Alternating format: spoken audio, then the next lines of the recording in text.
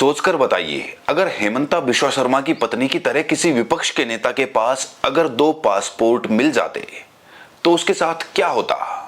अब तक गोदी मीडिया उसके खिलाफ पूरी तरह से कैंपेन खड़ा कर चुका होता। उसे देशद्रोह, जासूस, पता नहीं किस किस नाम से नवाजा जाता। लेकिन चूंकि हेमंता बिश्वा शर्मा बीजेपी पार्टी से है तो चुनाव आयोग खामोशी बरते हुए है, उसके ऊपर कोई एक्शन नहीं ले रहा। अब पूरा मामला साफ हो गया है। शीशे पर जमी धूल पूरी तरह से साफ हो चुकी है और तस्वीर बिल्कुल साफ दिखाई देने लगी है। अब आर या पार की लड़ाई शुरू हो चुकी है। आपको पता होगा, चुनाव आयोग के खिलाफ महाभियोग प्रस्ताव लाया गया था संसद में। 193 सांसदों ने हस्ताक्षर किए थे कि भाई महाभियोग प्रक्रिया चलाई जाए, लेकिन सभापति ने उस महाभियोग प्रस्ताव को ठुकरा दिया और उस याचिका को खारिज कर दिया। उस पर सुनवाई तक नहीं की जा रही है। अब यहां पर देखिए, लगातार राहुल गांधी हो चाहे ममता बनर्जी हो, एक सवाल उठाते रहते हैं, मुद्दा उठाते रहते हैं कि महाराष्ट्र और बिहार का जो इलेक्शन है वो बीजेपी वोट चोरी करके जीती है। SIR यानी कि स्पेशल इंटेंसिव रिवीजन की जो प्रक्रिया चलाई गई थी वो दरअसल वोटों में हेराफेरी करने के लिए चलाई गई थी। ऐसे आरोप विपक्ष लगातार लगाता रहता है। और अब पश्चिम बंगाल में चुनाव होने वाला है तो ममता बनर्जी ने जिस तरीके से इस मुद्दे को उठाया है कि पहले महाराष्ट्र में और फिर बिहार में वोट चोरी करके इलेक्शन जीता गया और पश्चिम बंगाल में भी उसी तरीके से वोट चोरी करके इलेक्शन जीतने की तैयारी चल रही है। एक वीडियो सामने आया, इस वीडियो को जरा गौर से देखिए। इसमें जो शख्स बीजेपी के झंडे में डंडा घुसाता हुआ दिखाई दे रहा है, दरअसल वो चुनाव आयोग यानी कि ज्ञानेश का अधिकारी है, इलेक्शन कमीशन का एक अधिकारी है। और देखिए कितनी शिद्दत के साथ, कितने जुनून के साथ बीजेपी के झंडे में डंडा लगा रहा है। तो इस तरह की तस्वीरें लगातार सामने आ रही हैं और सवाल फिर से एक बार मजबूत हो गया है, क्या विपक्ष इसी तरह से आरोप ही लगाता रहेगा या चुनाव आयोग के खिलाफ कोई ऐसा कदम उठाएगा जिससे कि जनता को यह विश्वास हो सके कि उनके साथ धोखाधड़ी नहीं हो रही है, उनकी वोट पूरी तरह से मान्य है और उनकी वोट की गिनती भी हो रही है।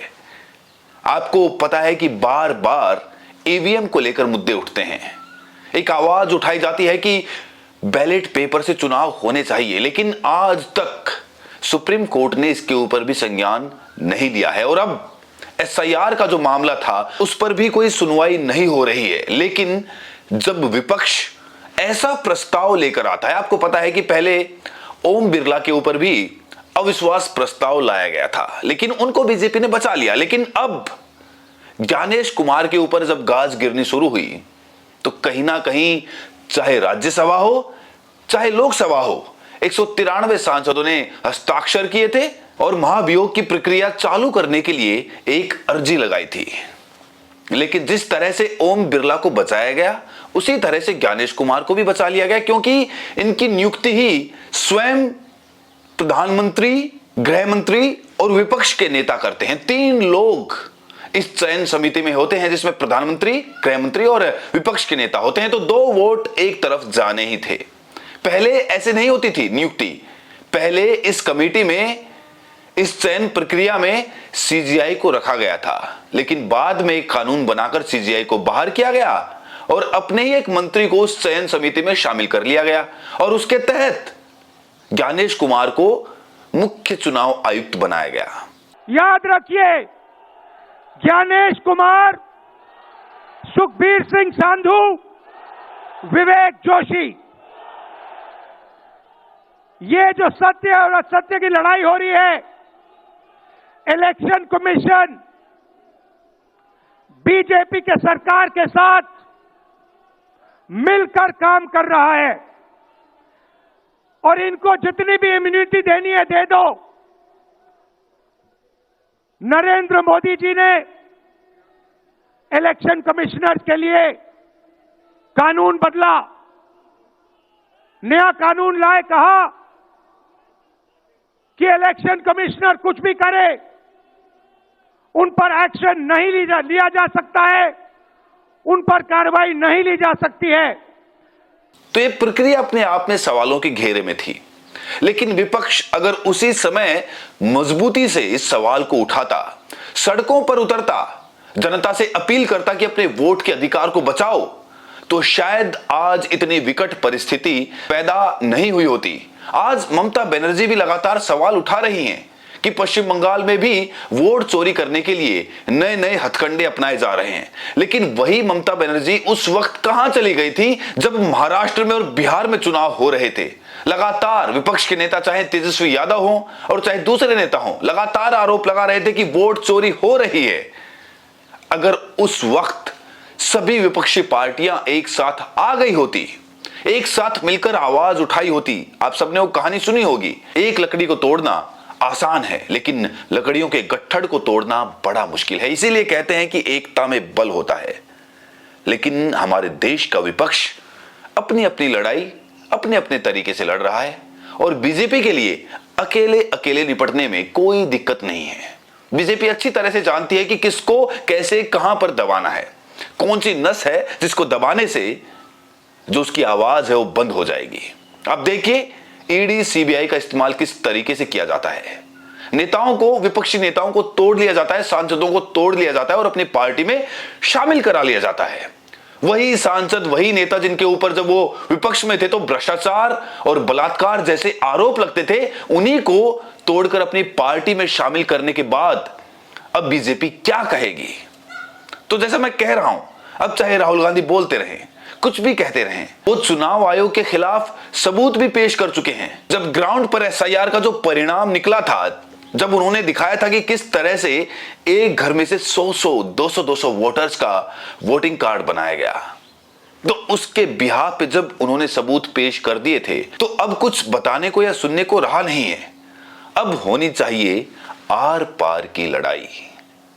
अगर विपक्ष जनता का साथ चाहता है तो एक ही रास्ता है उसका। वो जनता को यह विश्वास दिलाए कि उनके वोट का अधिकार सुरक्षित है, उसे किसी भी तरह सुरक्षित किया जाना चाहिए, क्योंकि उसी के ऊपर हमारा लोकतंत्र और संविधान टिका हुआ है।